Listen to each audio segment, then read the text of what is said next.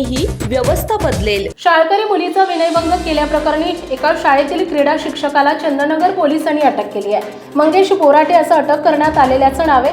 याबाबत शाळकरी मुलीच्या आईने चंद्रनगर पोलीस ठाण्यात फिर्याद दिली आहे। बोराटे याच्या विरुद्ध विनयभंग तसेच बालकांचे लैंगिक अत्याचारापासून संरक्षण कायद्यातील कलमान्वये गुन्हा दाखल करण्यात आलाय। पोलिसांनी दिलेल्या माहितीनुसार 14 वर्षीय पीडित मुलगी चंद्रनगर भागातील एका शाळेत आहे। आरोपी बोराटे हा क्रीडा शिक्षक आहे। मुलींनी चांगला व्यायाम केला तर त्यांच्याकडे मुलं बघतील। तुला मित्र आहे का? तसेच मुली हसल्यानंतर मुलांची धडकण वाढते असे पीडित मुलीला बोराटे म्हणाला होता। वर्गात असे प्रश्न विचारल्याने मुलीच्या मनात लज्जा निर्माण झाली असे मुलीच्या आईने दिलेल्या फिर्यादीत म्हटलंय।